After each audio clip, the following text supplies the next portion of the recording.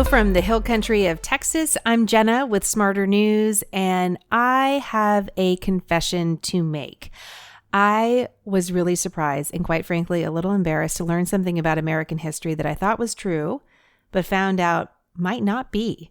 So let me give you a little bit of a background on this. My mother is first-generation Italian-American, and she has this amazing print framed in the home I grew up in San Francisco. And the print shows Betsy Ross sewing what's believed to be the first American flag. And I love this picture. It's beautiful. You can see Betsy sitting there on what looks to be a rocking chair, sewing this flag with 13 stars representing the 13 colonies.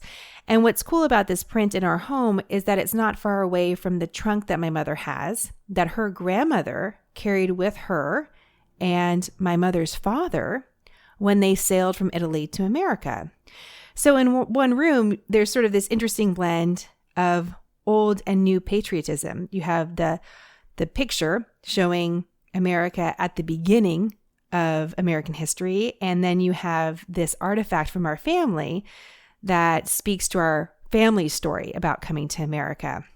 But a few weeks ago, when I was doing some research for Flag Day, I found out that it's really not certain that Betsy Ross sewed the first American flag. She did live in Philadelphia, where the Continental Congress met. She did have a background that would fit with the legend that she sewed the first flag. Her family had an upholstery business, so sewing would be something she would know how to do. But there's just very little evidence. In fact, there's no historic documentation that proves that she's the one that sewed the very first flag. She might have done it, but it also might not be true. And this sort of rocked my world a little bit because I grew up looking at this print of this one Betsy Ross sewing this beautiful flag. So I dug a little bit deeper. And what I found is that the American flag as we know it really became more prevalent after the War of 1812, not the American Revolution. And a lot of that has to do with the national anthem, the Star-Spangled Banner. The Star-Spangled Banner, the flag that flew over Fort McHenry in Baltimore, while Francis Scott Key wrote the famous poem that later became the national anthem of the United States of America.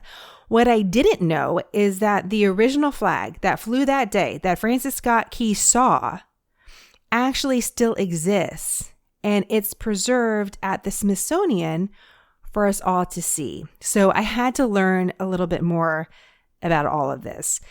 Jennifer Jones is the curator for the Star-Spangled Banner at the Smithsonian, and she shared some amazing insights about the making of the flag and the fight to preserve it.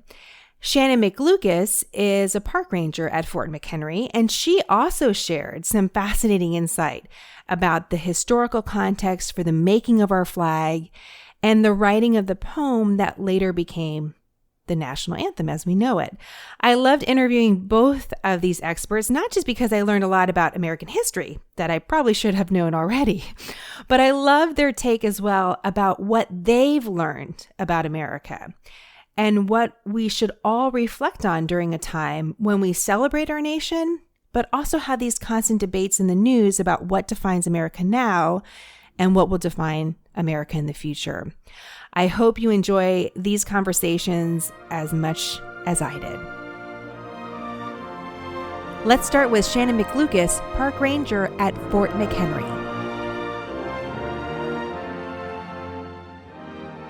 Why is the flag that flew over Fort McHenry something every American should know about?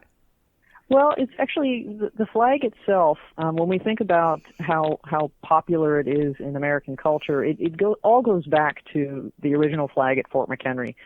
Before 1814, the flag didn't hold the same power and emotional resonance that it does now, because we're so accustomed to seeing it everywhere. It's a ubiquitous symbol of American cultural identity, but that didn't exist before 1814. It was more an official symbol that indicates, an American ship or an American military garrison, but it wasn't something that people felt a personal connection to. And I mean, part of the evidence of that is that during the War of 1812, there were actually 18 states in the Union. There are only 15 represented on the Star-Spangled Banner.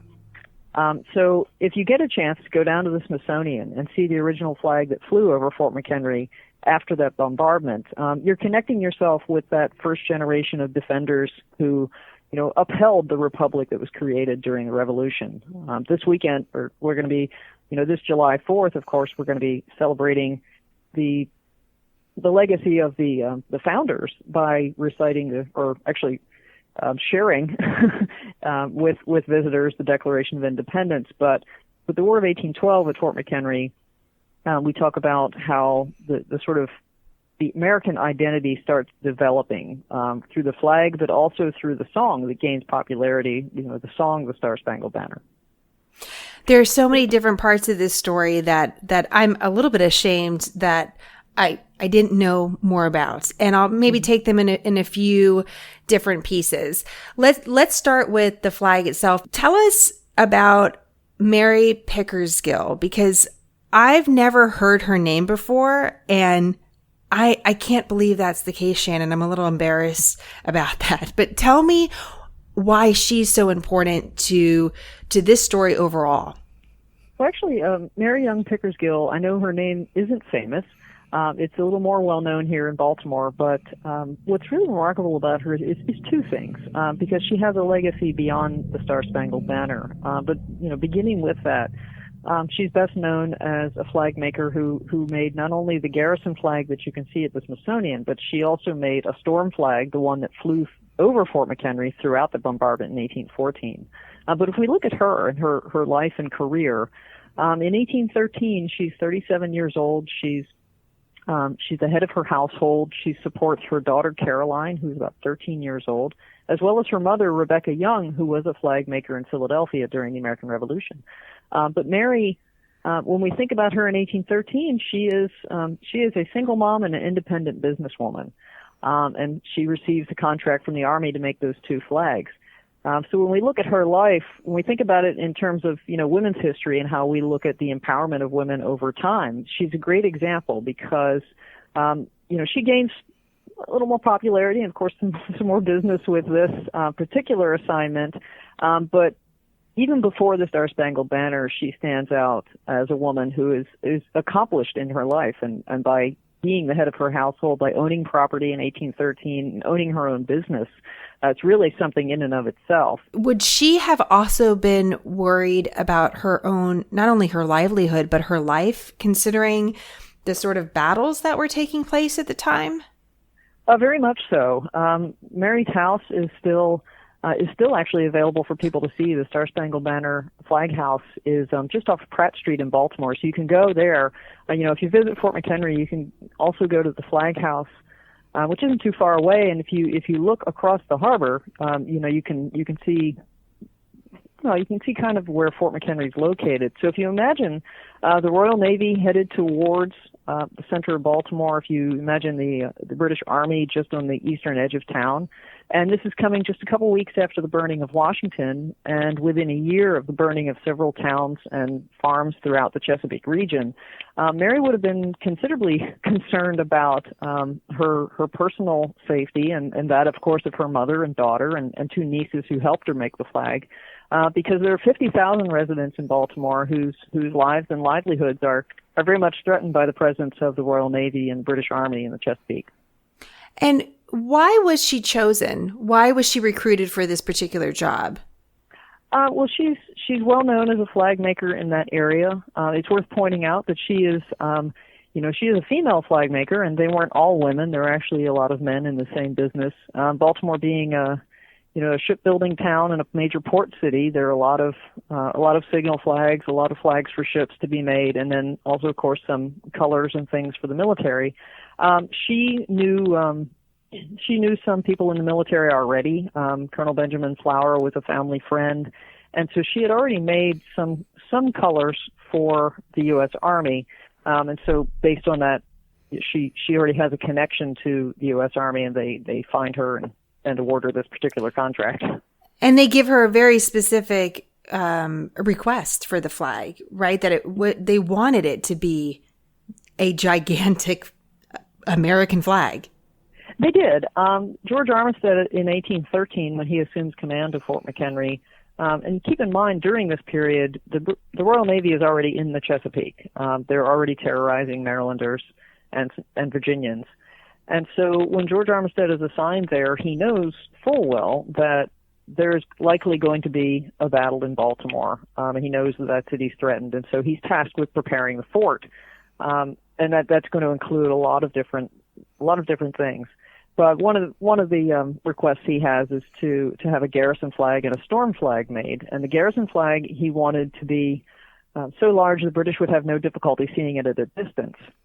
And the idea behind that was that it would raise the morale of his men serving there, but also it would be a signal to the Royal Navy if they approached the city of Baltimore. If you see a 30 by 42 foot flag, today people can see ours flying. When we're flying it, they can see it. Even with all the tall construction behind us, you can still, if you're driving down I-95, you can't mistake the garrison flag at Fort McHenry. And so in 1813, 1814, if you were sailing toward Baltimore, you would see it very clearly. And the signal that he's sending is that his garrison stood ready to defend that city. So he asked for one that's 30 by 42 feet. And of course, it's made based on the design for the flag as of 1795. So the stars, there are 15 stars and 15 stripes, one for each of the states in the Union as of 1795. So that would include the first 13 plus Vermont and Kentucky.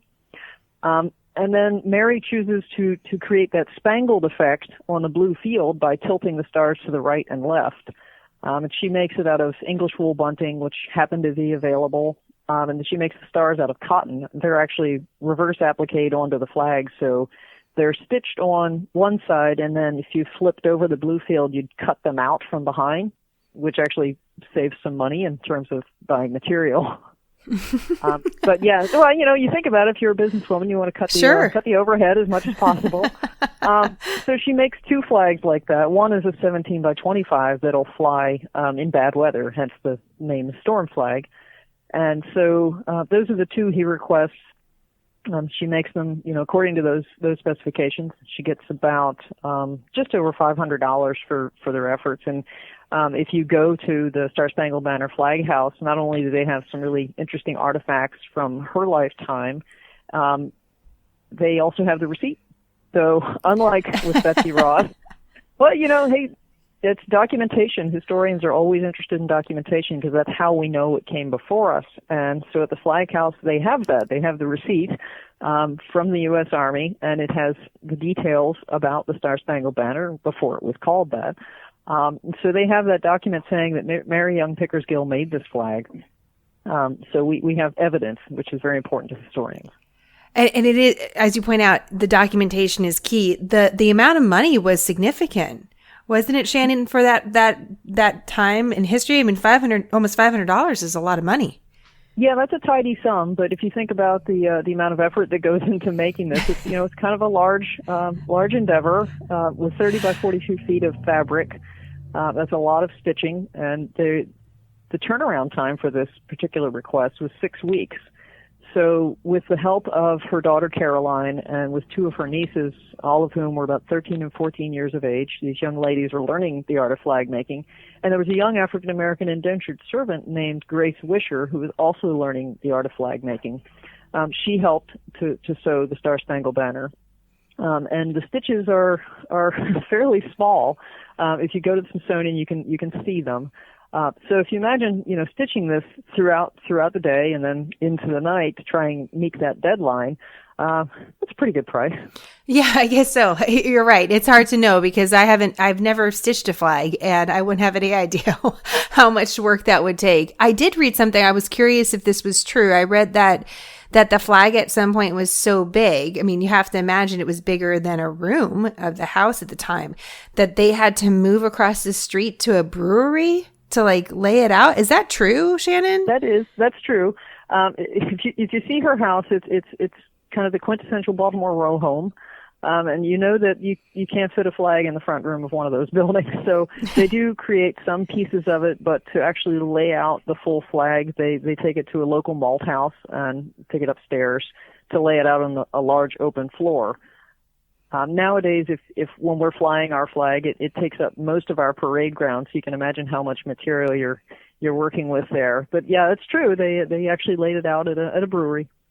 There's something seemingly very American about that too. I'm not exactly sure. There's something I really enjoyed about that fact. So, okay, let me leave the flag for just a second and let's talk about the Battle of 1812, because that's also a piece of American history that I feel like we all know about, but don't necessarily understand the significance of it. So talk to us about why were we, so few years later after the American Revolution fighting with the British again, and what was at stake? Well, one of the things to think about is there's a much larger perspective, and there's the context of the Napoleonic Wars, because after the American Revolution, there follows the French Revolution, and that's going to lead to a global conflict. The Napoleonic Wars between France and Great Britain, they're going to span the globe. They will stretch out to all the oceans and across the European continent. And that's going to affect the United States in the following ways. We're just developing as a nation there. We're in our adolescence in 1802, 1803. As we proceed into the early 19th century, we're trying to develop our markets. And so the idea behind that would be trading with whatever nation wants to buy the goods we have available. But what we encounter is that if we want to say, if you're a Baltimore merchant and you'd like to send a ship of goods to Marseille, in France, you're going to run into some problems because there are restrictions and different pieces of legislation passed by Parliament in Great Britain that will restrict U.S. trade. So because you're trying to trade with France, the Royal Navy would see your merchant vessel as it would be subject to seizure because you're aiding their enemy. And so too with France, if we tried to trade with Great Britain, then our ships would be in danger. And this is at a time when we don't have a substantial navy at all. We have around 17 ships in the fleet, so we can't patrol our own shipping lanes. The other problem we run into is that during the Napoleonic Wars, there's a very high level or high rate of desertion among Royal Navy sailors. So what we find is that the Admiralty says that their policy is to go out and reclaim these deserters, but what they end up doing in practice is boarding American ships and saying, well, you three sailors are deserters, when in point of fact they weren't necessarily deserters. Many of them were American citizens, some natural-born American citizens, some who had been naturalized as American citizens and were not involved with the Royal Navy, but they would find themselves pressed into service. And over the course of the Napoleonic Wars, there were about 10,000 American sailors who were forced into the Royal Navy against their will. So this brings up the question of U.S. sovereignty and what it actually means. As a new nation, we are viewed by many of the European powers as this experiment in republicanism that is not likely to thrive. And so the idea of these other nations, these more established nations, respecting American sovereignty and respecting the rights of sailors at sea, who are American citizens, it really comes to a head with the Congress at that point. And when you think about it, for a merchant in Baltimore, if he sends out a ship and he doesn't know if his goods are going to make it to port, and he doesn't know if his sailors are going to come back, and he doesn't know if his ship's going to come back, his insurance rates are skyrocketing and the cost of doing business goes up. And so that's going to really affect the livelihoods of people in port cities like Baltimore.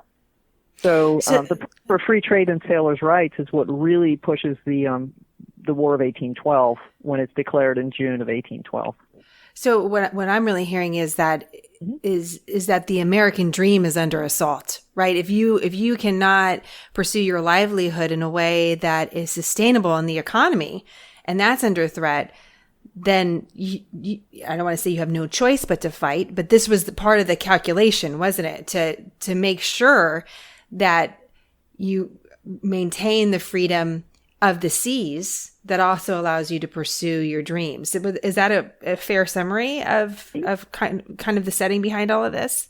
Yeah, that's one way you could put it, is that for Americans in that time, if they're working as merchants or sailors, or even if they're the people who manufacture whatever goods we are trying to send to market or send overseas, these policies and the practices of the Royal Navy at that point in time do threaten their livelihoods, and it's affecting the U.S.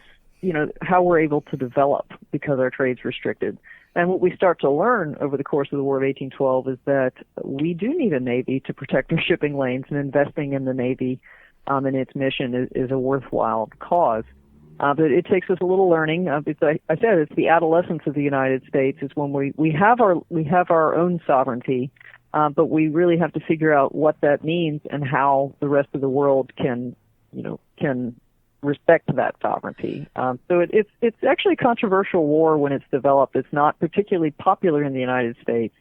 It has some regional popularity, but it's for Americans at the time when we declare that war, it's perhaps ill-advised given how how ill-prepared we are for it. But there is a sentiment among Congress, the more hawkish Congress at that point, and that early American generation that the U.S. should be respected overseas. Yeah, it's very, very interesting. So the scene's sort of coming together. You have, as you put it, and it's really important to point out that there's conflicts around the world. Mm-hmm. If you're in America, you're hearing about it. You have our military, our infant military, trying to prepare for battle. You have the citizens of the United States, including Mary, who is sewing this flag, worried. There's no guarantee that America is going to stand in this very new nation that now we've just had, really a few years under our belts as an independent country. And so here's the setting for Francis Scott Key to also kind of enter the picture. So at this point, when the flag is raised and the battle starts happening in Baltimore, Shannon, talk to us a little bit about Francis Scott Key and how he kind of comes into this story that altogether creates the national anthem as we know it. Mm-hmm. Well, actually, it's one of the most frequently asked questions from our visitors is, what was Key doing there in the first place? And you've come to the same question because Key is a 34-year-old lawyer from Georgetown. He did serve in the militia at the Battle of Bladensburg, but he comes to Baltimore because he was on a mission to secure the release of Dr. William Beans, who is a physician in Upper Marlboro down in Prince George's County. He had been taken captive by General Ross as his troops left the burning of Washington. So when they're going from Washington down to Benedict to board their troop ships, Dr. Beans interferes with their comings and goings and actually arrests a few of Ross's men. So Ross places him under arrest. And so Key is sent out with Colonel John Skinner, a U.S. agent, to secure Beans's release. And they do that. But whilst aboard the British ships, they realize, hey, wait a minute, they're turning to Baltimore. And so with Key knowing a little bit too much for his own good, he finds himself at the wrong place at the wrong time. And so he's detained aboard his own ship, but accompanied by some Royal Marines. He's detained while the British make their advance to Baltimore. And so when they arrive on September 11th of 1814, the British ground troops make their assault and head toward North Point, where they push the American infantry back to Hampstead Hill, which now, if you go to Patterson Park, you're standing on that ground where 15,000 Americans stood looking down toward 3,700 British troops. And so on the next day, Key is not far beyond the command ship as the squadron moves up the Patapsco toward Fort McHenry. And as you mentioned, the environment he's in. He also reads the papers, and the Royal Navy had been in the Chesapeake since the spring of 1813 and destroyed several small towns throughout that time. So Key knows full well what's going to happen to Baltimore should the British be successful, because the other thing to keep in mind is that Baltimore at that point is the third largest city in the United States. So this would have been quite a feather in the cap for Admiral Cochrane, British commander, should he be able to destroy Baltimore. So Key's watching that with a great deal of anxiety, and he's watching from the ship. He's looking back toward the bombardment of his countrymen for 25 hours, and that anxiety does well up, and then around 7 o'clock when the firing stops, there's the question that hangs in the air, just as the smoke from the bombardment does, of what has happened to the defenders and what is the fate of Fort McHenry, and with it, of course, the fate of Baltimore. And so at 9 o'clock, there's a single shot that pierces that silence, and that's when the storm flag is brought down. The storm flag had been flying throughout the night. And that flag is brought down, and as the field musicians at Fort McHenry gather on the parade ground, they play the tune Yankee Doodle, which was then the most popular. And they raise up the garrison flag, that 30 by 42-foot flag. And Keyes sees that. And when we think about the first lines of his poem, it's, "Oh, say can you see," by the dawn's early light. And he's looking back, asking a question in the first stanza, saying, "Can you see the flag that was flying last night?" And so when he writes this, he has a great deal of anxiety. And then in the second verse, there's a sense of relief, realizing that with the garrison flag flying, it's signaling that Fort McHenry still stands and that its defenders are still ready to protect the city of Baltimore. So Keyes' song is inspired by the defiance, the resilience, the determination of those defenders who served at Fort McHenry. And what's interesting about that is that the song, if you read all the lyrics, nowhere does it say Baltimore or Fort McHenry in it, but the song travels all the way up to New Hampshire and down to Georgia within the space of about 3 weeks. And this is pre-tweeting, so it moves pretty fast, just by word of mouth. And Key wasn't an artist, and then of course you couldn't take a Star-Spangled selfie, but he gives us an image of that battle and its aftermath. And in doing that, he also gives us an image of the defenders, because in the fourth verse he says, "And thus be it ever when free men shall stand between their loved homes and the war's desolation."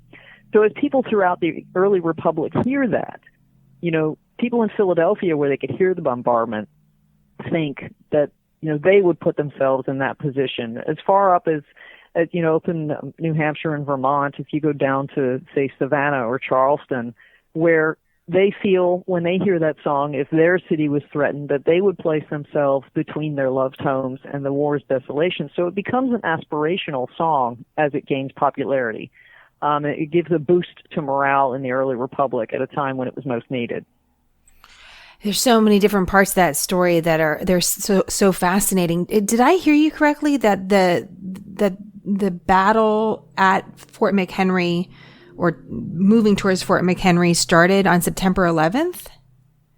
Yes, the British arrive in the Patapsco River on the 11th, and Baltimore had been preparing for this moment. The Baltimoreans had prepared defenses along the eastern border of the city. They made sure that Fort McHenry was well supplied. There were several other batteries that stood ready to protect the city.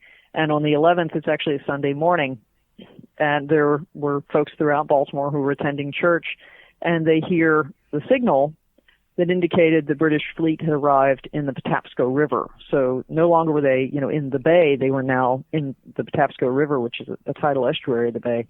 So they're very near town. And when that signal rings out throughout town, pulpit folios are closed and benedictions are pronounced, and everyone goes to their stations. So, when we think about that date, naturally, with people of my generation, that date has a very powerful meaning. And when we think about a community really coming together and acting, feeling a community that feels threatened and really pulling itself together and taking action for the common good. In Baltimore in 1814, you have men going to their posts, you have women looking after their families, you have everyone doing what they can to protect their community. That has a great deal of resonance with us today when we think about that day in 2001, because the symbolism there, you can't help but draw these parallels of it's another time when a community comes together and says, what can I do?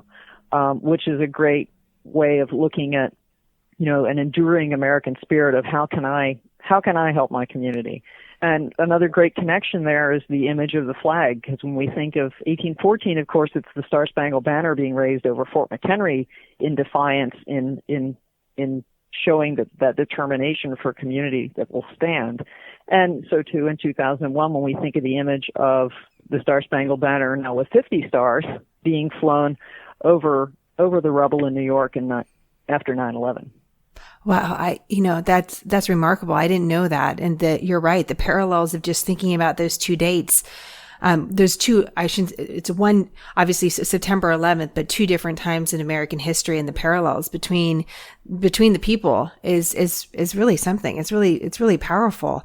The other thing that you mentioned was, and I think this is so important because obviously now we sort of sing the national anthem, the Star-Spangled Banner, and don't really think about the punctuation because we don't, we're not, writing it down all the time. We're just sort of singing it. And we only really sing the first stanza. And it's the question mark in that stanza, the home of the brave, that we declare at the end of when we sing it, but really is a question mark at the time. And then as you go through the poem, the question mark disappears.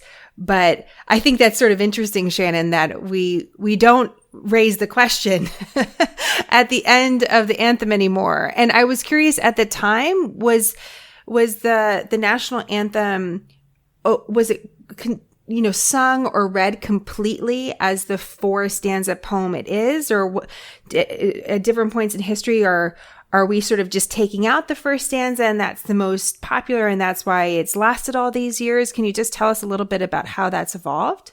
Oh, sure. Well, when it's first gains popularity, it's a song. The words of it are set to a familiar tune called "To Anacreon in Heaven," which is actually a British song. But this is, of course, pre-copyright, so there are a lot of songs that are placed to tunes that are already familiar. So that song, when it's first it's first performed in Baltimore on the 19th, and then it gains popularity when you think, pubs and coffee houses throughout the early Republic, and they would sing all 4 verses. So they would traditionally sing all 4 verses of it. The song becomes more formalized as it becomes, when it starts to be played at public occasions, but it's still never a national anthem until 1931. It's never made an official anthem. There are several popular patriotic airs that come about during the 19th and early 20th century. But the Star-Spangled Banner it endures throughout those time periods. And then once it's kind of pared down John Philip Sousa establishes a formalized version for kind of this is how the song is meant to be played, which is the version we use to this day. And that's adopted by the military. Now, of course, now we tend to sing, yes, just the first verse, but everyone has their own take on it. A lot of different performers will have a little different style. And if you come to Fort McHenry, we have several recordings that give you this, the impression of how it's been played by, Jimi Hendrix, Marvin Gaye, Whitney Houston, all these different varieties. The U.S. Marine Band, and you'll hear there's a great amount of difference in style, but the meaning is still there. And the fact that in the United States you can take something as